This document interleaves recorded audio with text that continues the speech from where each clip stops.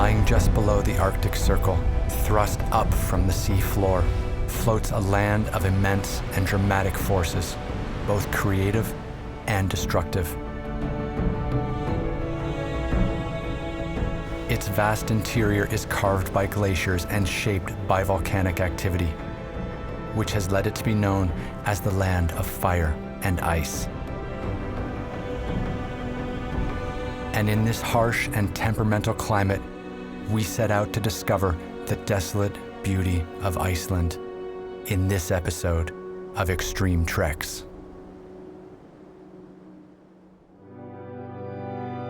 Out here, it's nature's game. And the elements are our mirror. This is unbelievable. From the heart of deep jungles. This is a tough mountain, man. To the thin air above us. And then you look up and you see this, and it's amazing. Through sun-baked sands, amongst the history and cultures of these lands. Oh, yeah. We walk. Each step revealing a little more of this world around us. And we can see everything. I'm Ryan Pyle. Join me for these Extreme Treks.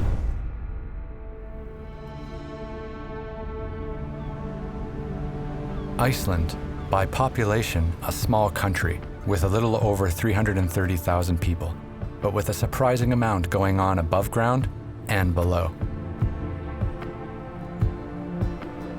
2/3 of the population live in or near the capital, Reykjavik, and it's one of the few places where you'll find trees on this windswept semi-Arctic island. Reykjavik is also one of the oldest settlements in Iceland, being founded in the 9th century AD by hardy Norse settlers. And today, it's flourished into a vibrant cultural and political capital. We're here in Reykjavik, the capital of Iceland, and our journey begins here and now. We're headed up into the Highlands to explore the incredible volcanic landscapes that this country has to offer. It's like nowhere else in the world. We've landed here to find our feet and get acquainted with Icelandic city life before heading out for our adventure in the Highlands.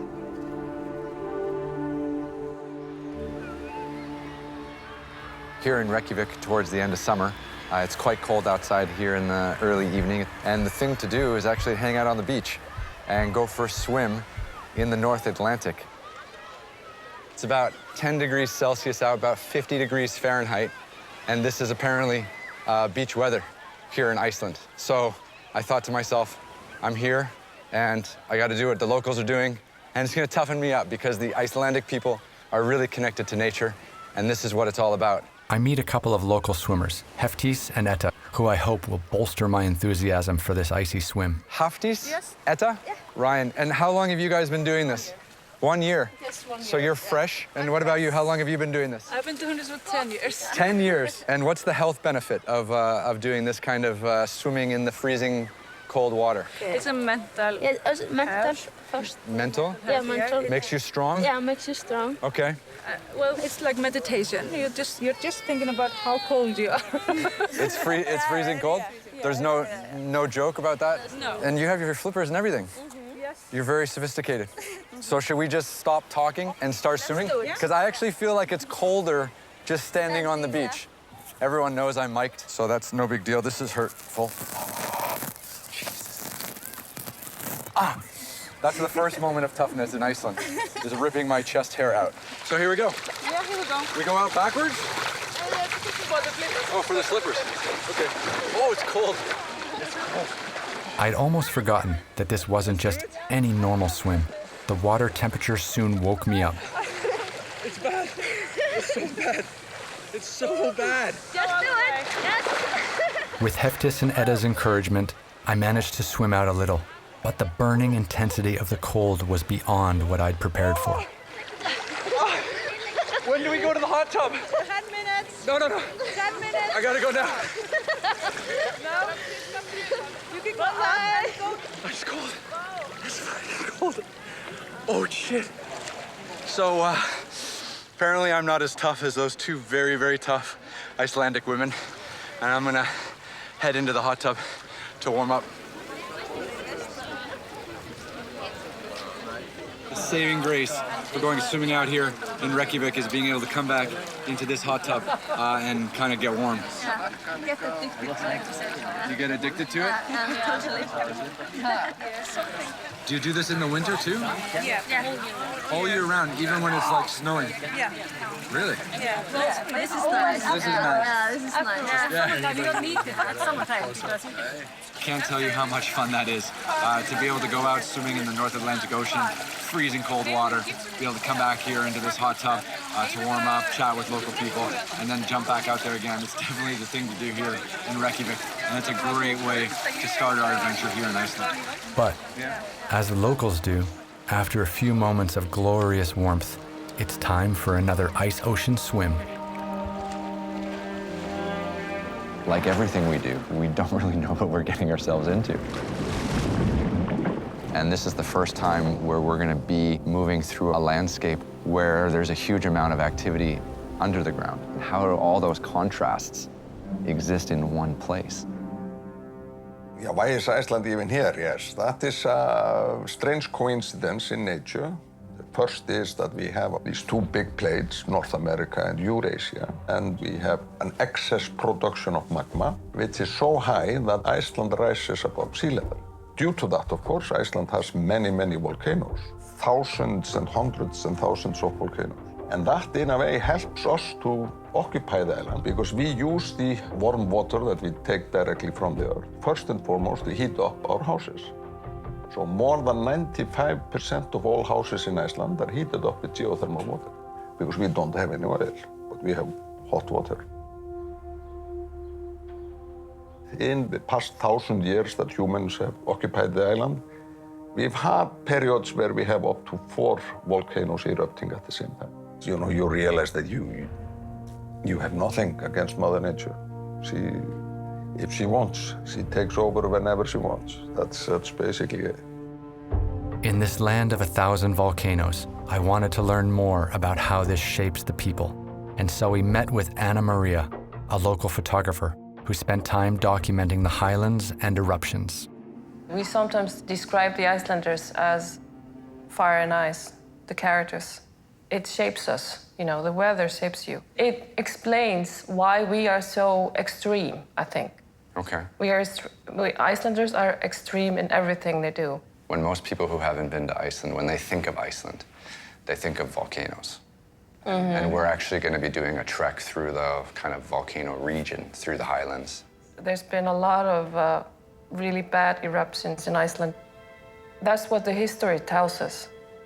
In more recent times, Iceland gained the world's attention when volcanic ash grounded air traffic over much of Europe. When Eyjafjallajökull erupted in 2010, we were worried about the farmers. There's always something at risk.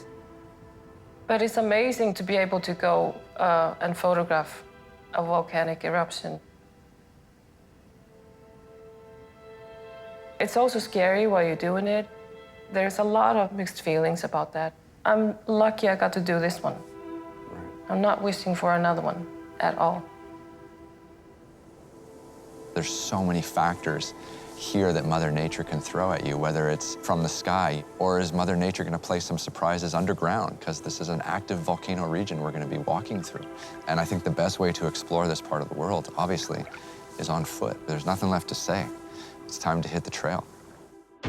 We now drive a few hours east into the volcanic highlands of southern Iceland. From there, our trek begins as we walk through steaming geothermal valleys. Continuing eastward, we weave our way through volcanic lands, crossing black, ashen deserts, and venturing up silt-laden valleys until eventually climbing out and up to the peak of Sveinstenther Mountain to gain views of the pristine wonder of Vatnajökull Glacier and National Park.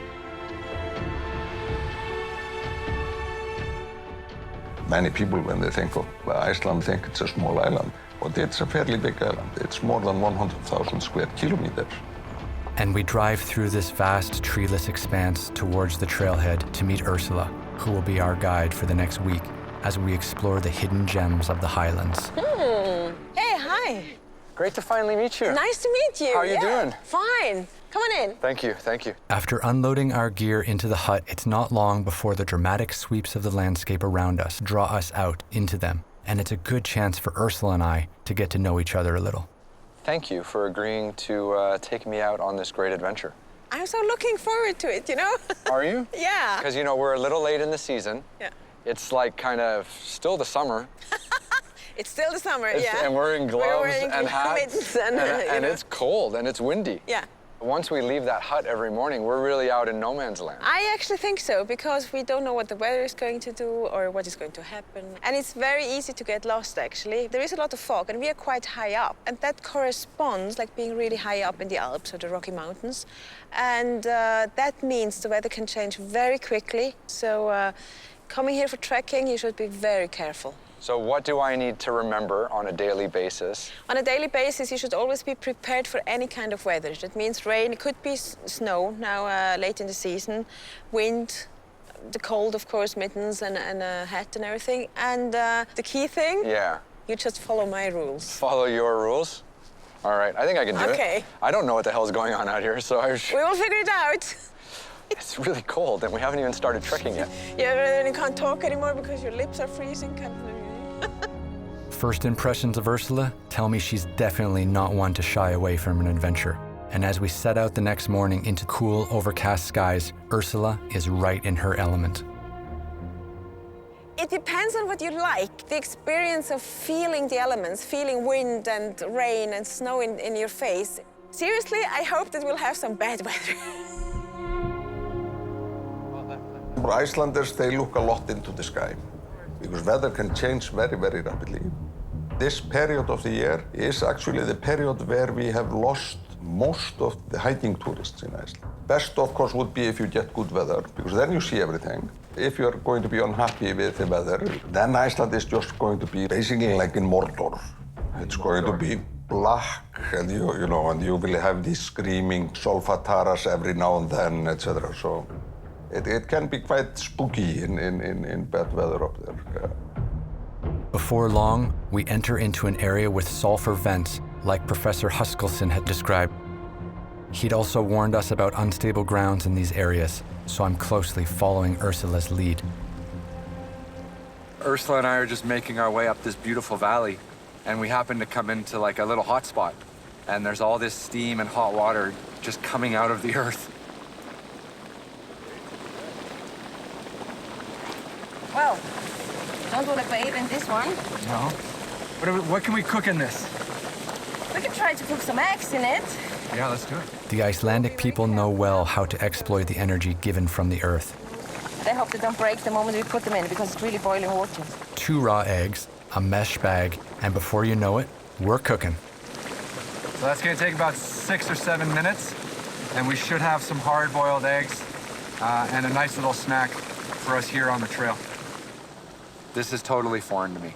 Nowhere have I walked where there's just bubbling water and vents coming up out of the ground where you can hard-boil some eggs just randomly anywhere. This is pretty wild. And 6 minutes later, we're ready to give it a try. It is hot, actually. This is my egg. It looks beautiful. This is perfect. Tiny little wax in the inside. You like that? So cheers. Cheers.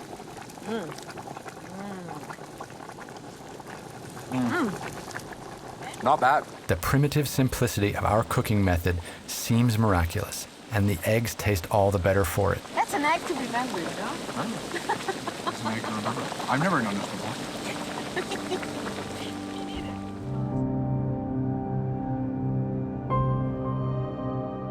We continue to climb, and we are soon blessed with the sun's warmth. Its low, angled rays awakening the colors and the textures of the earth. I've never walked in landscapes like this, and the luminous light seems otherworldly.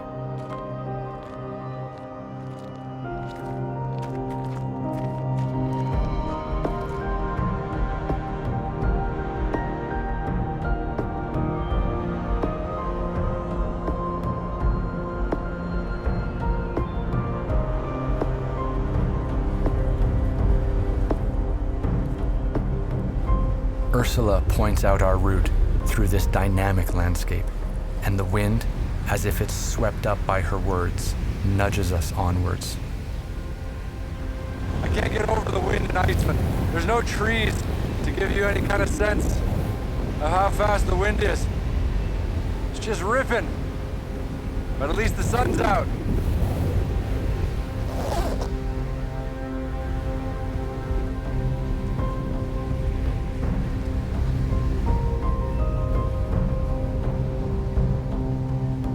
As we make our way over the Moss Valley floor, a peculiar sight catches Ursula's eye.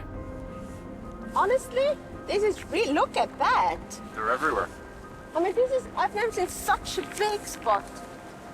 It's called the witches' circles. Witches' circles, Yeah. like a witch. Oh, there are witches here on brooms. No, they're not on brooms in Iceland. Anyway, we can see it here, quite big, about 1 meter of diameter.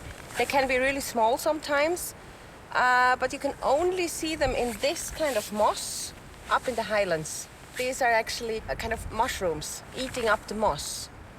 I just like the thought of, like the crop circles. There are some things you don't need an explanation. It's just lovely to see them, to look at them, and to think it's something magic. All right, shall we keep moving? That's fine. That's a beautiful spot here. This is really amazing. Seriously. Every valley, every ridge holds something new and spectacular here, whether on a very small scale or very large.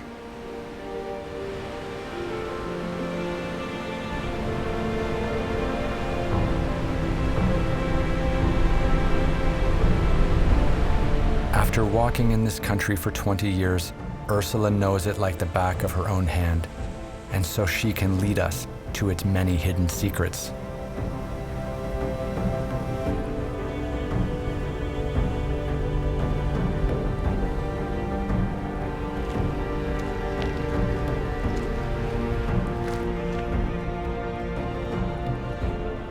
Everywhere you look, nature was on display. And though the wind didn't let up, the views were more than enough to carry us home for the day. The next couple days, we're gonna see a lot of stuff. I've heard that in this season, at the end of the summer, a lot of herdsmen and farmers are gonna come out to where we are in this area and start collecting their sheep to bring them in for the winter. And hopefully we'll have a chance to catch up with some of them and see some of that. And I'm really looking forward to kind of understanding a little bit more about that Icelandic culture. But at this moment, I'm freezing. The sun's just about to set. It's time to go indoors and kind of get warm and recalibrate for tomorrow, which is going to be another epic day of wind battling trekking. And I'm looking forward to it.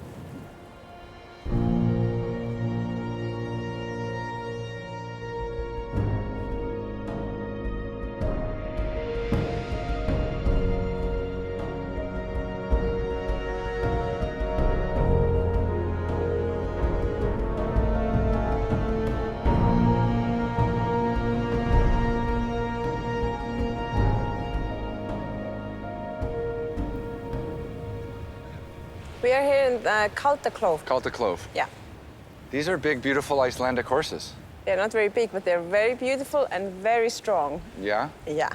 We need to gather sheep today. So we need to gather sheep today. So let me get this straight. Why are there sheep in the Highlands? Because the farmers need the surroundings of the farm to get the hay for the winter, so they can't have the animals close. That's why they send the sheep to the mountains in summertime. So all the farmers around us today are all farmers from like the lowland coastal area. Yes. And now we're at the end of the season. And we need to gather them before the snow falls. And this is like an Icelandic tradition. The farmers and herders have been doing this for centuries. For actually 1,000 years and more, yeah. For 1,000 years or Yeah. more. And today we get to be part of that tradition. Exactly. So why are we out here in the middle of Iceland on horseback? I love collecting sheep on a horseback. You really? It's great. What is it about it that's... Freedom. Even if it's snowing or raining, I love it. Doesn't matter? No. Wow, that's powerful. What's so fascinating is of course, this nature. I mean, this landscape is connecting with your horse and the people here. These are just the top people. You know, it's a privilege being a part of that group. Yeah. I think it's really a privilege. Quite an eclectic group has gathered together, young and old, people from the city and from the countryside, and of course, the farmers themselves. We have to go up there, to the sheep up there. You have to go up there? Yeah. Wow. Very, very high. Very, very high. Okay, I see the sheep. And you guys, will you walk or take the horses? Walk. You'll walk, yeah. Because it's quite tough by horseback, right? Yeah. Are you one of the people who owns the sheep? Yeah. So you're out here to collect your sheep? Yeah. Yeah, that's great, right? That's great. The sheep are all over the mountains, and they can be anywhere. It's a huge landscape. It's big, big, big, and there are only a few sheep, but you need to find them all. Oh, the dog scares them to the side. No, good dog. Good dog. Some dogs are so stupid, but these are good dogs. With such rugged terrain to work, the shepherds must ensure that the sheep are steered in the right direction. He's too close. He's too close. He should go above. Stupid dog. A good dog is invaluable, especially working in these steep slopes.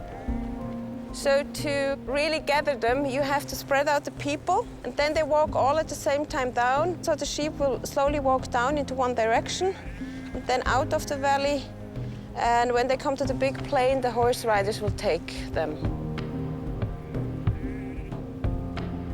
In the Middle Ages, there's one sentence saying, when the animals die, the humans die.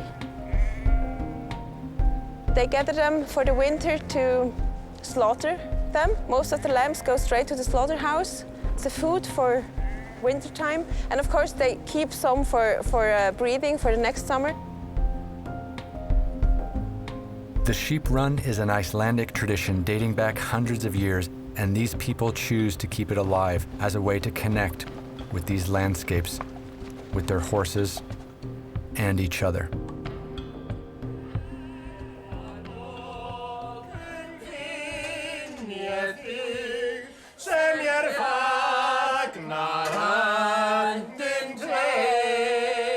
We had a pretty special day.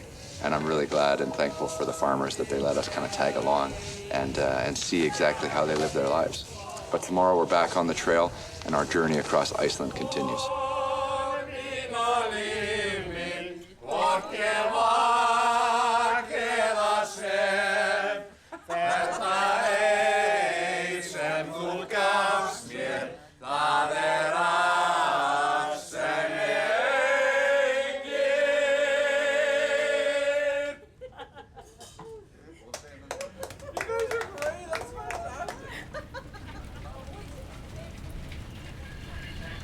The weather forecast is spot on with predictions of cold, sleet, and rain, and we watch as the hardy Roundup team disappear into it before we too set off on our own way. It's estimated 1,000 years ago, birchwood forests covered 40% of Iceland. Today, less than 1% remain, but some places, nothing has ever grown. We are in the middle of Mælifellssandur. Sandur means sand, and it's a big desert. I like the desert because it's like meditation. You walk through it, it's flat, and you look at those stones, and you feel through them, and it's kind of, I like it. It's a meditational thing to do. It is. It's very zen-like. I'm loving it. This is Icelandic weather now. Yeah. Typical Icelandic. It kind of looks like it's snowing up in the hills all around us. It's cold. It's cold. And that's why here it's rain, but up there it's already snow. Right. So late in the season, yeah. So let's get on into Let's keep going? Zen. Okay, here we go.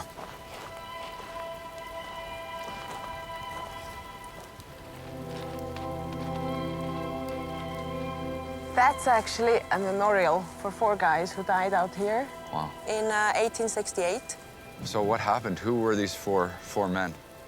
These guys, especially Þorlákur, was very known at his time. But they were not found for 20 years because people didn't really look out for them here. If you don't have a compass and you have heavy fog, you might walk in circles. Rain, heavy wind, very low temperatures, and with the wind chill, the low temperatures even lower. That makes you really freeze. Freezing to death is, I think there's a moment you realize there's very little hope. And they had no hope that somebody would find them. I guess this is a warning to people about how serious it can be trekking in Iceland. It's a warning for people being out here, but I think it's really a memorial just to honor them, the way they died and the place where they died. When I walk through here, when I'm close by, I always come here, say hello to the guys, because they're so lonely out here, you know? Well, we've paid our respects. Now let's move on, because it's too cold to just stand here. We got to keep moving. Let's go.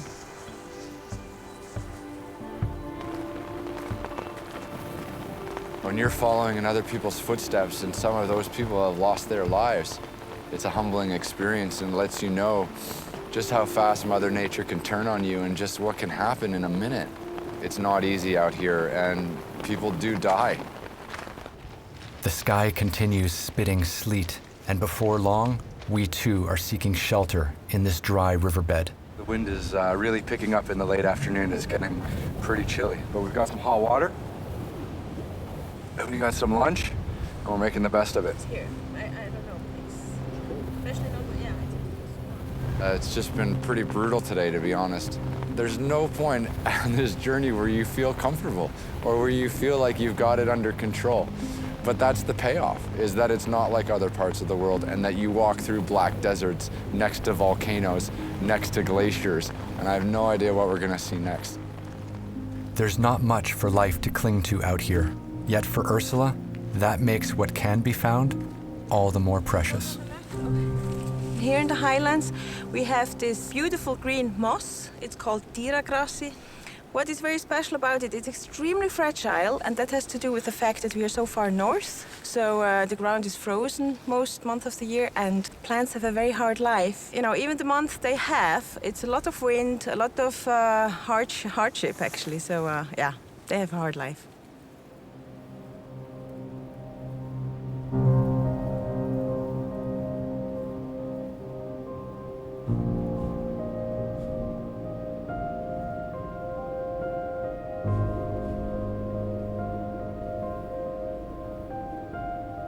Iceland is quite a unique place. There are no trees, there are no big plants. You don't hear any birds, you don't hear any animals. There's no other noise than the wind, really. Your senses are pretty much reduced to the minimum.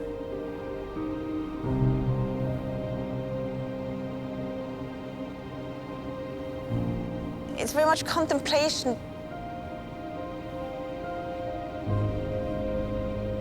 It's like emptying your head. There is space for other thoughts.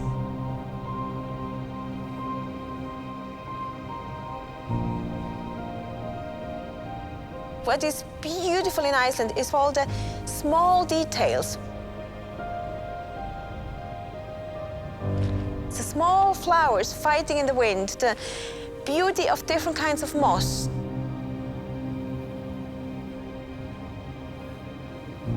Ursula's love of these landscapes is contagious, and I can't help but be in awe of her strength as she powers up and down these volcanic hills, forging through this ridiculous wind. That doesn't seem to bother her at all. She knows how to enjoy these places and all they have to offer. We are now at Strútslaug. Laug means hot spring. Hot spring. So let's get our bathing suits on. Let's get them on and go into it. And hop in. All right, let's do this. You don't really want to take off all your clothes. Your clothes are your armor against the Icelandic wind. Oh, fuck. That is so cold. Woo! Okay, I'm going. It's a little shallow, so we're kind of laying out Superman style. Yeah. And enjoying the heat. The warmest part of the hot spring is right here at the mouth of the hot spring, where this little river runs from the mountainside to where we are now. That's perfect.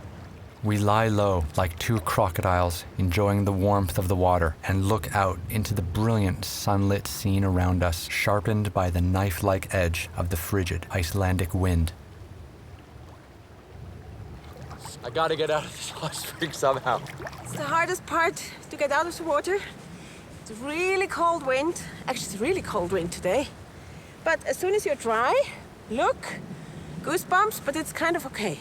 The drying is the most important thing. Yeah, the hot spring is good, but getting out of the hot spring in Icelandic wind is miserable. You can see now I got my gloves back on, I got my hat back on, I got all my 27 layers back on, and I'm warm. And now it's time to kind of continue on and hit the trail. Ursula is tough. She's tough as nails. She's just been leading the way the whole time. She's just such a strong walker. She has such a positive kind of mental frame of mind, and she's really just been a champion of moving. After a mammoth day on the trail, the sight of our hut for the night coming into view is a sweet one. Our trek here in Iceland is actually a hut-to-hut trek. This is our hut for this evening, and it's really cute, and it's in the middle of nowhere, and there's volcanic rock around it just to keep it warm in this crazy climate that we're in. So let's go inside and have a closer look. Okay, so this is basically what the inside of our hut looks like. We've got a table and a bench area. This is, for eating and chilling out and relaxing in the evening. Most of the huts also usually have a small kitchen with a propane cooker or stove, so we can boil hot water and cook some basic food. And then here to my left, we've got, pretty typical bunk beds. And this is where we sleep every night. And if it wasn't for these huts, our trip through Iceland would be a lot less comfortable, because this late in the season, to be sleeping outside in a tent would be very, very cold. So I'm looking forward to getting a good rest here tonight, getting a good bit of food, and getting back on the trail tomorrow.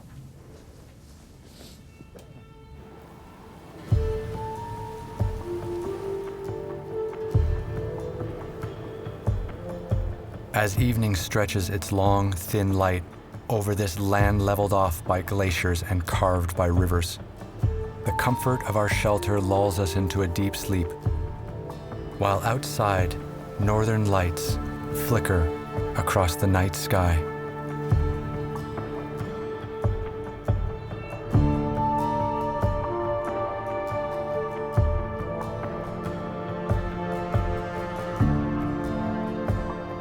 A bright spearhead of early sun beckons us out. The worlds that lie within this volcanic interior would take a lifetime to explore, and Ursula has led me through formations I've never imagined. Along ridgelines of gigantic volcanic craters, over petrified lava flows, pitted and cracking on the scale of giants.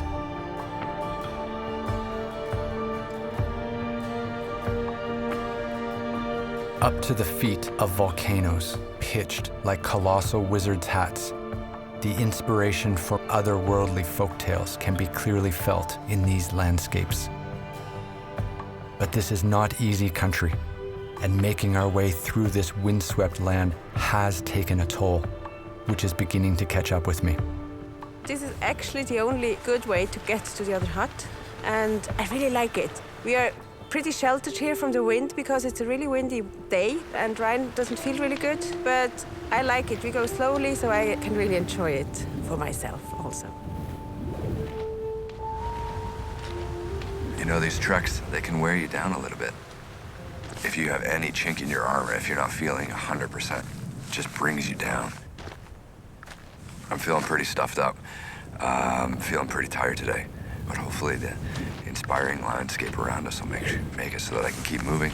I'll stop complaining, and we'll get back on the trail, and we'll see what we can see.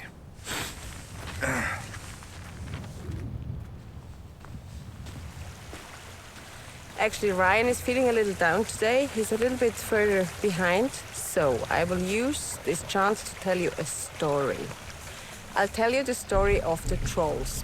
There are different beings in Iceland: elves, ghosts, trolls. And the trolls are big giants. They live in the mountains. They're huge, they're ugly, they're stupid mostly. They like to eat humans or other things. They live during the night. And when one ray of sun hits them, they petrify. They turn into stone. Here where we are, there are a lot of troll faces. So I think they had a party here, and because they were partying so hard, they forgot that the sun is rising. The sun hit them, and now they turned into stone.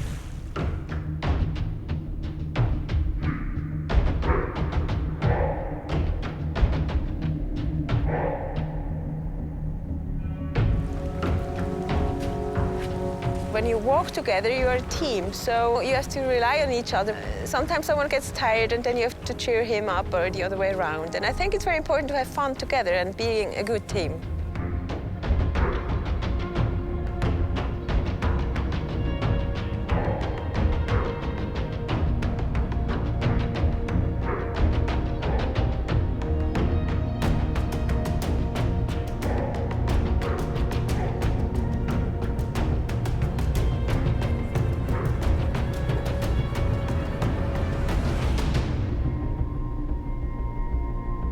In places, the valley walls close like jaws about us, and a bit of clambering is required. But before long, Ursula and I are making our way out of the mouth of the Valley of the Trolls.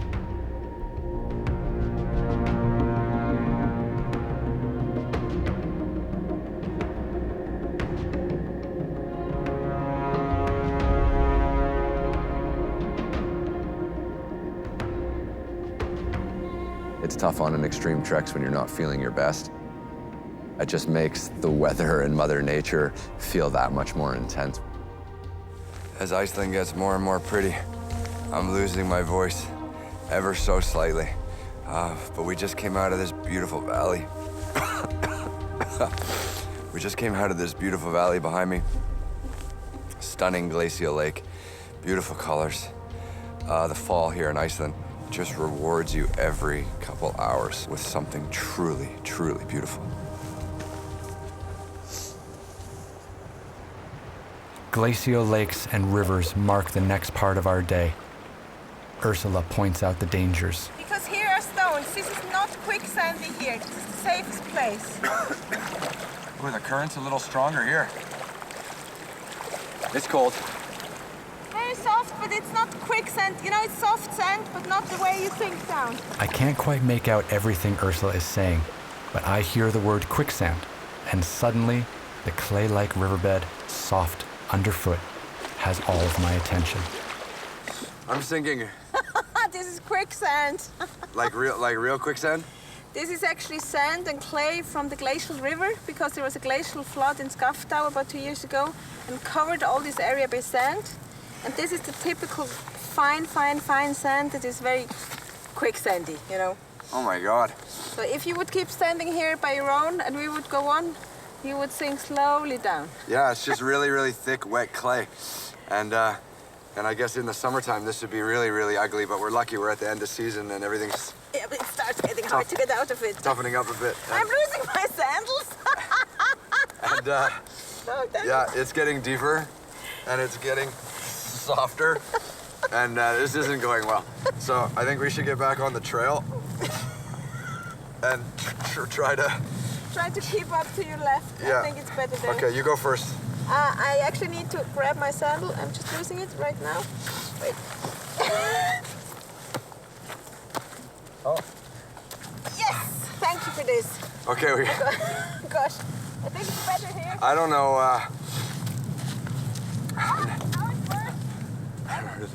I don't know how we're gonna get to the other side because it's all just looks like this. As a child, I remember seeing quicksand in movies and those poor souls who disappeared, sinking without a trace into it, left quite an impression on me. So I'm happy when my feet again find firm ground.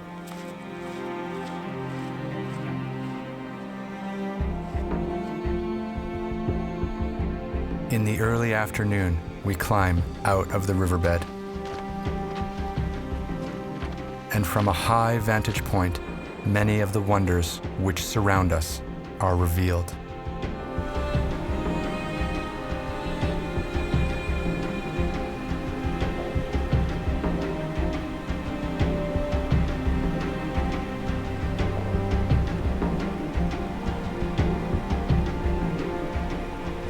The scenery here in Iceland just keeps getting better as we kind of get deeper into the Highlands, and today was just no exception. I mean, we had gorges, we had glacial lakes, we had glacial rivers, we had waterfalls.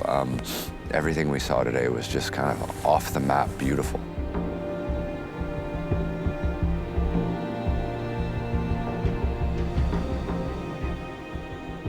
the afternoon, we came up onto the plains, and it was some tough walking. There was a lot of wind. Today, I was kind of struggling and not feeling very good, just low energy. I got the chills a little bit. The wind here has really been rough. Just kind of fell behind Ursula all day. Couldn't really keep myself going. But yeah, somehow made it to our hut for this evening on my own 2 feet, which is really a great feeling. And you know, no matter how bad you feel, Iceland's still gorgeous everywhere you look.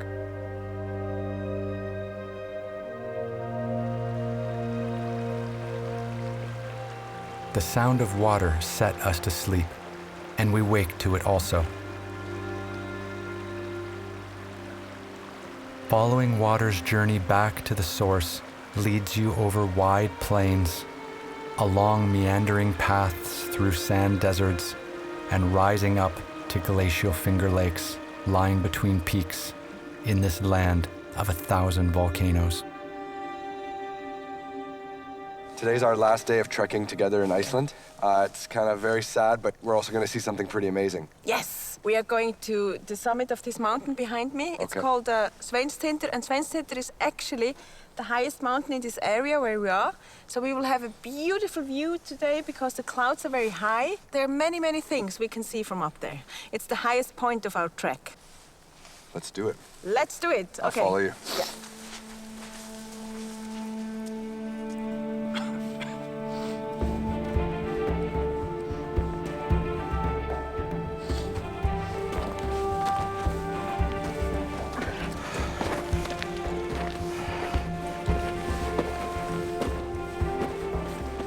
Making our last ascent here. It's calm and quiet and beautiful and warm. So I'm taking off a couple layers. I'm getting ready to keep going. Still feeling a bit rough. Still a little congested. Still a little ill. But if you're feeling a little rough, I think there's nothing better than getting a good sweat. And that's what we've got ahead of us. We've got a mountain to climb.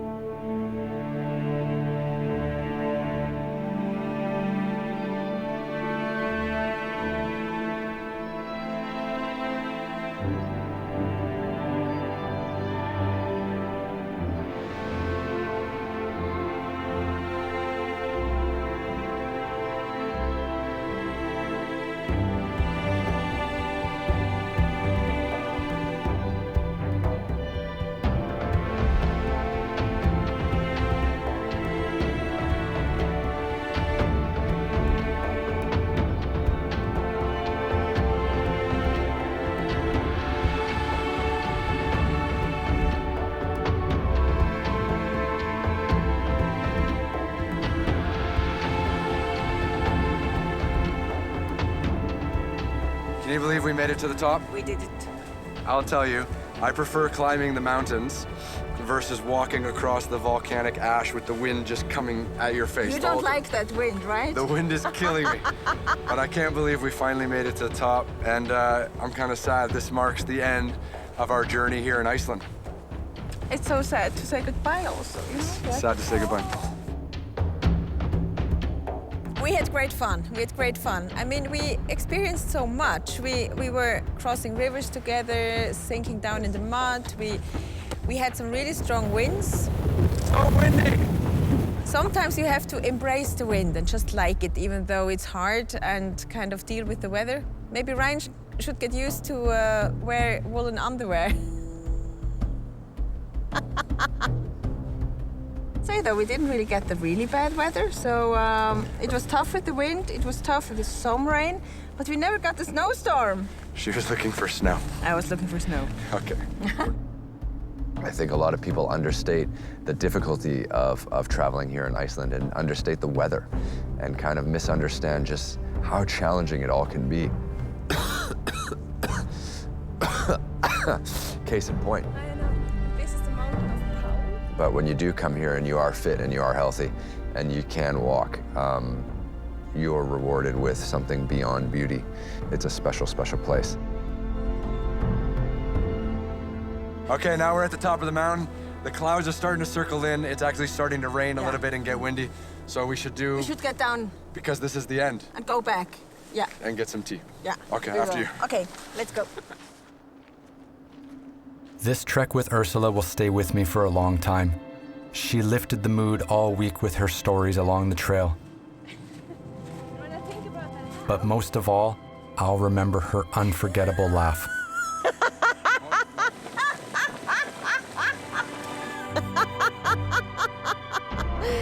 Yeah, that's it. You cut that, right? Ah, this stone is really hard. Ouch.